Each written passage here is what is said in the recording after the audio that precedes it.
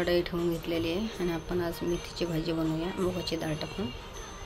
तर बघा मी तेल पण टाकून घेतलेलं आहे। चला मी कांदा टाकून सगळ्यात पहिले चला मी ना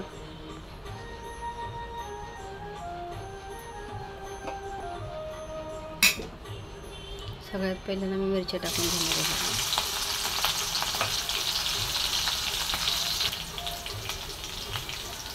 मिरच्याच्या नंतर टाकणार आहे थोडासा लसूण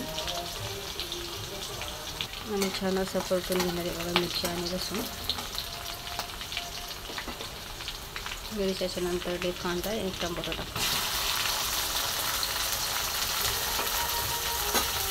ते पण असं छान मिक्स करून घेणार आणि तशी छान बघा मेथीची भाजी आहे। ह्याला मी धुवून घेते। चला आपला कांदा टमाटर थोडंसं ब्राऊन होत आलं आहे। टमाटर पण नरम झाले आणि कांदा पण आपला थोडासा ब्राऊन झालेला आहे। बघा कांदा टमाटर आपला कसं झालं आहे आणि याच्यामध्ये मी थोडंसं मीठ टाकून घेणार आहे मी तर मुगाची डाळ आहे थोडीशी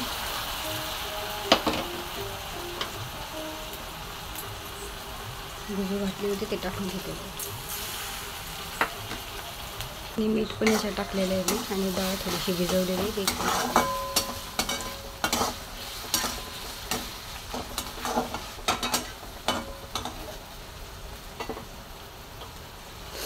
आणि बघा आता मी मेथीची भाजी टाकून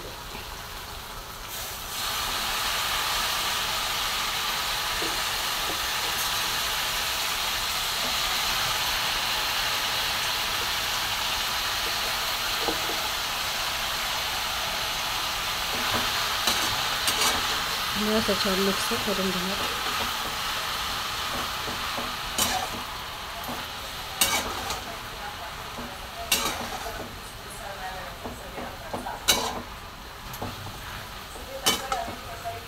बघा सगळी भाजी असे मिक्स करून घेतली डाळीमध्ये।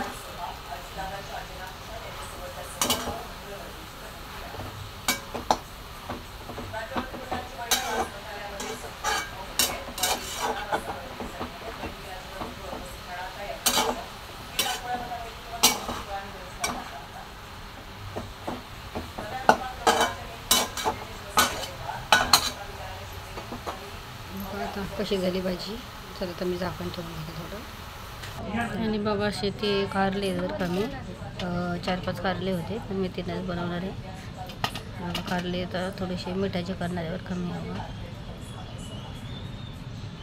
असेल तर बारीक कट करून घेणारे कारले पण आणि बघा मी असे सगळे कारले ना कट करून घेतलेले आहेत। चला आता मी याच्यात मीठ आणि थोडंसं लिंबू पिळून घेते बरं का म्हणजे कडू होणार नाही जास्त।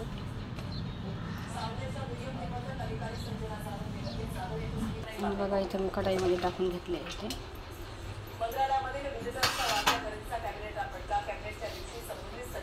थोडंसं एवढं मोठं मीठ त्याच्यात टाकून घेते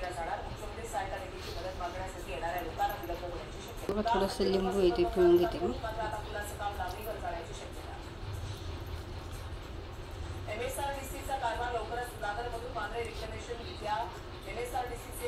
असं सोडून द्यायचं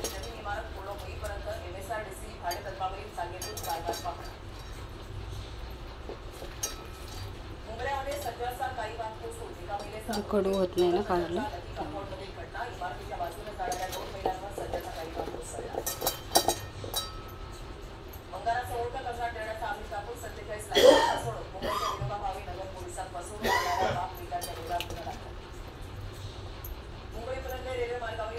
असं कांदा लिंबू मीठ आणि लिंबू लावून ठेवले बघा कांद्याला आपल्याला फक्त मिठात फ्राय करणार आहे आणि बघा भाजी आपली शिजली थोडीशी डाळ शिजली थोडी बाकी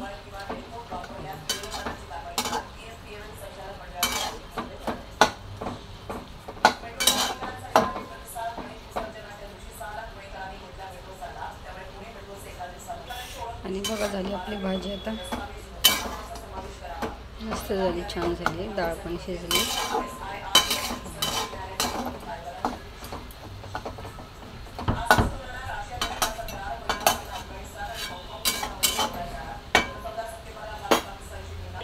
कारले कारले पण बनवणार आहे मिठाचे. मी त्याच्यामध्ये थोडासा कांदा पण टाकून घेतला, म्हणजे कांद्याला ना तिखट होत नाही बघा, हे कडू होत नाही,